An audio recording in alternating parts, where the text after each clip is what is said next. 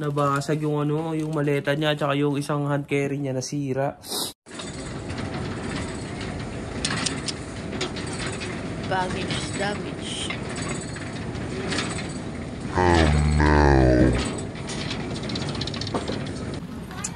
Oh. Welcome! Welcome! Welcome! Sabi sa akin, what's the brand of that one? Elephant. Bible. So, binigyan ako ni Mama ng Bible. Thank you, Ma!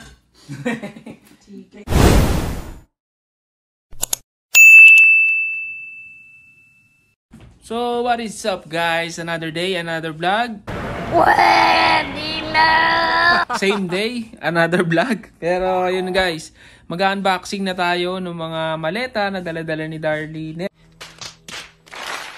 Ni Melody, yung kapatid ko, na pumunta na nga dito sa Canada. Sa mga hindi pa nakapanood ng vlog natin, ito yung video natin na yan. Panoorin nyo yung vlog natin na yan. And mag-unboxing tayo guys, kasi marami tayong mga pinabiling mga Filipino foods na pinadala natin dito sa Canada guys, no? Tingnan natin, let's go. So yan guys, ano, hindi ko pala na-hit yung button ng play, no? So ulitin natin.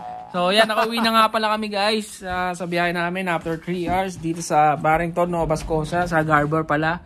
So ito guys, dito nga pala yung sinasabi ko sa inyong pinalit nung Air Canada airline dun sa bagahe na nasira nila dun sa airport guys, no?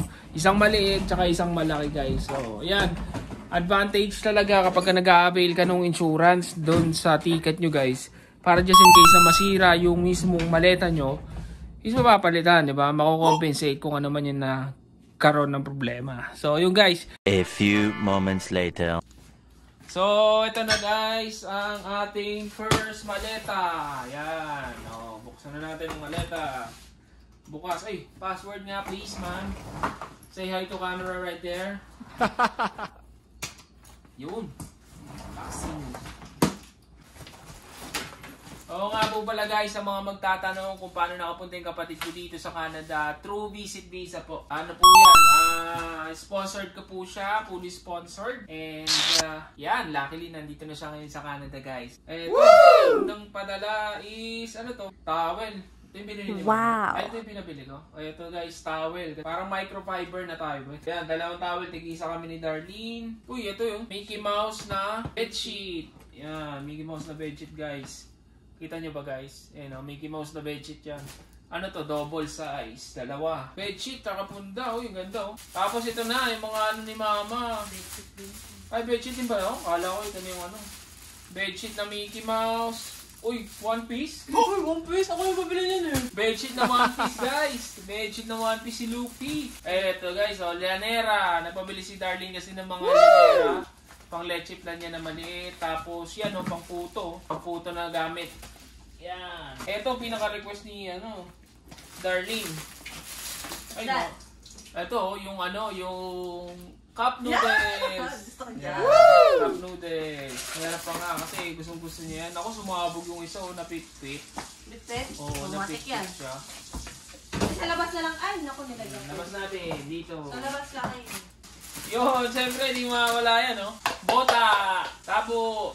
Ano yung bagay kung gano'ng tabo doon? Ako ito. 3, 4. $4. Magkano lang ito nabili? $39, $1. Eh dito, halos ano, 4 times na yung price kapag bibili ka ng tabo dito sa Canada guys ito. Wow. Naisip ni Darlene na magpadala ng tabo kasi ano yung hugas siya ng puwet eh, di ba? Ayan o, dalawang tabo. Pag nabasa mo isa, at least meron reserva. Kasi alam nyo ba guys, na ginagamit namin tabo dito yung ano lang, yung Tupperware. Yun lang. Kaya, Hindi pa sa amin. Hindi pa sa amin. Napabili ng tabo. Talagang ano. Uy! Nabudol ako sa Shopee nito ni Darlene guys. What's yung that? pang baking niya guys. Oh, ayan o. Uy, hindi! Ay, regalo! Regalo mo to? Ay, regalo daw wala ni Melo. Thank you!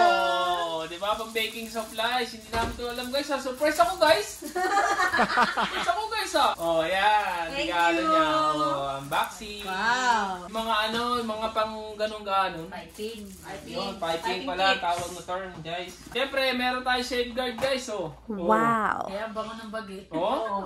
Uy, yung bango oh. Yung isang peraso niya na maliit, 60 grams. Para sa akin kasi iba talaga yung safeguard eh. Iba yung ano, yung feeling mo na talagang parang linis na linis ka pag Sige nga, safeguard ang sample gamit nga, mo sample guys. nga ng feeling. Shout out. Gano'n, parang gano'n yung feeling. Baka naman, safe Eh no, ang bango. Ang bango. Hindi, ito sa totoo lang. Pagka safeguard yung gamit, pag safeguard yung gamit mo, parang feeling mo talaga nalilis ka. Kasi, ano to eh, 100%. 99.9% germs. Natay ko yung joke mo. Kill of 99 of germs. Kaya yun, talagang linis-linis ka guys. So, yan, sabon. Let's go! O, ano to guys? O, yun guys, Bear Brand. O, meron tayong Bear Brand na sobrang laki. Thank you po. Rojas. Ha? Ano yung sinani ko? Thank you po. Thank Ito you po. po, Marianela. Marianela Carpio po. Ay kay Amazona. Thank you. Masama na sabi ni Melo. Yeah, boy. 2 kilos po ito. 2.4 kilograms. Yan po siya guys. 2.4 kilograms yung ano natin. No? Napakalaki. Kasi gusto gumawa ni Darlene ng cheese bread, no? Cheese bread. Pag cheese bread to guys. Oh. Ano to guys? Ay, ito yung ano, panlinis sa sapatos guys. Kasi matagal ko na hindi nalilinis yung sapatos ko na puti. Kaya napabili tayo ng KS Wipes. Tingnan natin guys kung magiging effective ba to KS Wipes ha. Pag ikaw kaya hindi mo nalilinis sa sapatos ko, ewan ko na lang. Ito pa guys, ano naman ito guys? Parang sarap matulog guys, oh. Woo! DR wala guys.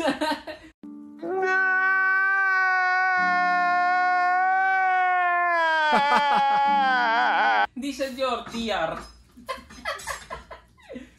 Wow, Mickey Mouse pala na DR to guys. Oh, tingnan nyo naman. Thank you, ma. Thank you, ma. Oh, thank you ulit sa sponsor natin. Thank you, ma. Mama nagpadala niyan. Uy, ito po. Uy, ayan na naman, oh. Mickey Mouse, oh. Kasi sa mga hindi nakakaalam, guys, favorite kasi ni Darling yung Mickey Mouse. Kaya, yan. Puro Mickey Mouse yung pinadala ni mama sa kanya. Thank you, ma. Oh, may shirt, tas may pants, oh. Tsaka, ano, sa mga gusto mag-order dyan, guys, magandang tela nito, guys, oh. Got the rice. So mag-order dyan sa comment down below. Tapos ano, send ko yung link ng mama ko. O ano na lang, chat na lang kayo. Ayan o, tignan nyo naman o. Ayan, merong short. Yan, garterize yan guys. Short. Ito, tignan nyo naman. Ang ganda ng ano. Ang ganda ng ano niya o. Print. O, yan yung ano niya. May jogging pants siya. Terno lahat. Jogging pants, terno. Uy, may Louis Vuitton. Dami naman pala pinadala. Oh, napakadaming pants o. Dami. Eto guys, ano to? Tuyo. Eto, syempre, tuyo. Syempre, hindi mawawala yan. Unboxing ba natin? Huwag na. Okay na yan. Ano nakikita ang tuyo? Hindi, tuyo yan. Tuyo yan, guys. Oh. Uy, syempre, merong mga gamot. Yan, gamot dito, guys. Merong Advil, BioFlu, Amoxicillin, tsaka to, Liptic to. Akin yan, bigay ni Marianela yan. Ay, bigay niya ano, ni Marianela Carpio, aka Amazona. Hello, yari ako niyan. Maybelline na Chick Stain, yan, o, diba? At meron pa na ito, ano to, happy birthday, uy! Merong happy birthday! Kasi malapit na yung birthday ko guys, January 26, January, ano, yan. Tatanda na naman tayo, 32 na tayo, wala pa tayong anak guys, baka naman! So guys, so, cream stick, nagpadala si, ano, Darlene ng cream stick, yan, o, nanigas na yung cream stick, ang lamig. Kulay green. Tapos, milk stick. Yan o guys. So baka naman chocolate. O, isa lang ang chocolate. Sino lang ang chocolate? Yan. Napakadaming pagkain guys. May lianera pa ng pang-ensaymada na malaki. Lalaki na ensaymada. O parang ano. Kakainin ka na guys. O may nagaraya pa guys. O. Ay, ito yung binigay ni mama. Nagbigay si mama ng Bible. Yan. Para babasahin ni Darling guys. Talagang mapalapit na sa Diyos si Darling guys eh. Ayan guys, ito yung Bible guys. Ito, sa mga hindi nakakaalam guys, share ko lang sa inyo. Ganitong klaseng Bible yung unang binigay ko kay mama nung nagtrabaho ko sa SM, hindi mo alam yan. Meron akong dedication sa kanya nun. Ganito, yung unang na-request niya sa akin na regalo. Nung una ako nagkatrabaho, yung Bible. So, binigyan ako ni mama ng Bible. Wow. Thank you, ma! Ayan, pagkain spiritual. Yan, thank you ma. Oh, Bible, magandang balita. Thank you Lord, sabi. Oh, ito bedsheet ulit. 3-in-1 double, para coffee lang. Yan, yakisoba. Parang wala naman laman ng yakisoba guys. Curly socks. Curly top guys. Oh, curly top. Ito pangalawang bagahe guys. Kasi kalahati na ito mga damit na ni Melo. Pakita ko lang sa inyo guys yung nangyari sa bagahe niya guys, no? Para magkaroon lang kayo ng idea kung di nyo pa napanood yung isang video natin hanggang uli. So yan, no, kita nyo nabasag oh. Talagang buti na lang talaga.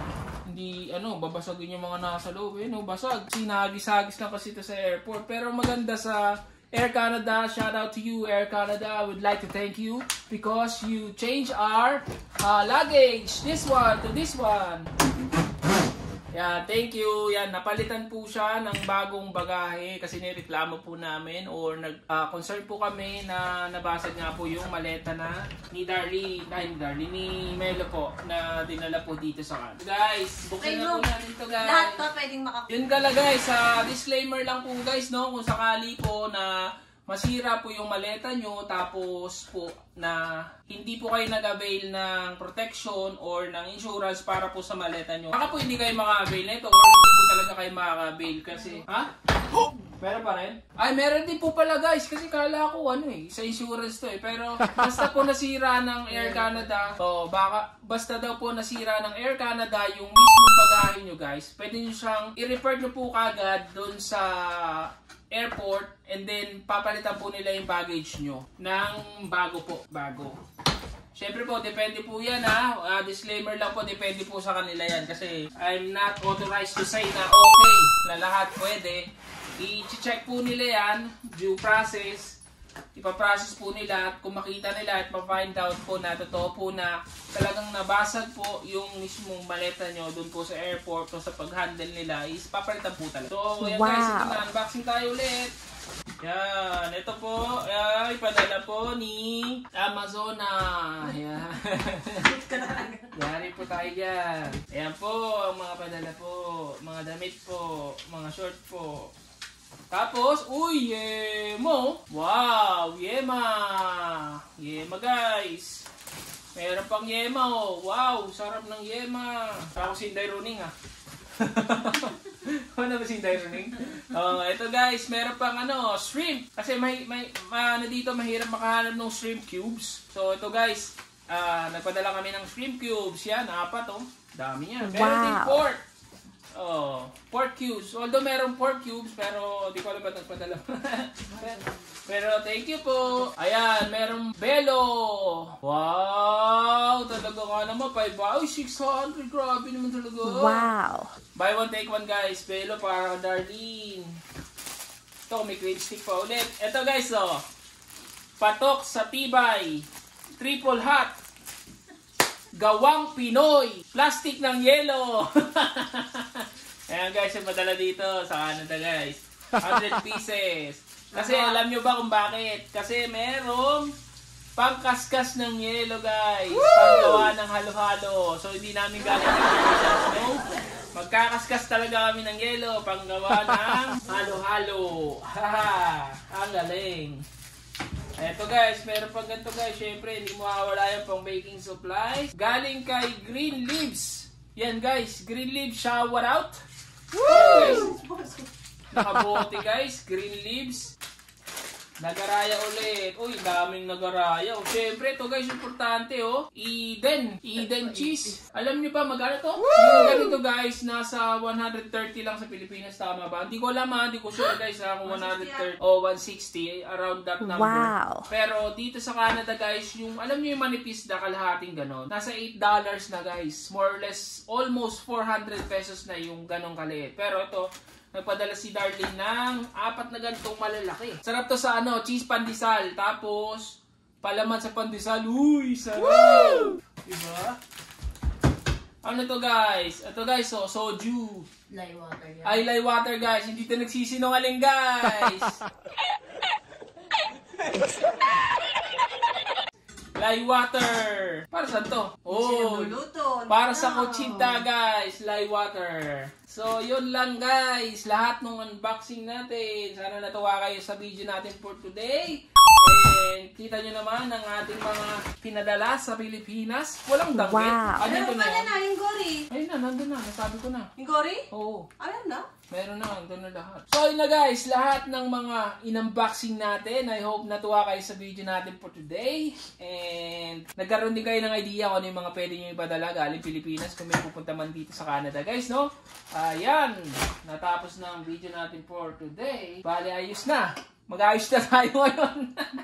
Ang dami natin ngayong ayusin. Pero titikman muna natin to guys, mga to. Sa susunod na video natin, siguro upo tayo ng tatlo, nila Darlene, tsaka ni Melo, sa isang upuan. Tapos pag-usapan natin kung paano yung naging proseso niya sa pagpunta niya dito sa Canada through tourist visa guys. Without proof of funds, unemployed, no bank account, home ties and family lang ang ginamit niya. And then, syempre, yung mga supporting documents na galing sa akin guys. So, pag-usapan natin yan lahat susunod na video, and I hope nga na nagustuhan nyo ng video natin. Kung nagustuhan nyo, please give this video a like and comment down below kung nakarelate kayo sa mga ganitong unboxing guys pag galing sa Pilipinas. More or less, ang laman lahat ng mga bagahe is mga pagkain na galing Pinas, hindi mga gamit guys, no? So, yun nga guys, kita-kita sa susunod nating video, and have a good one.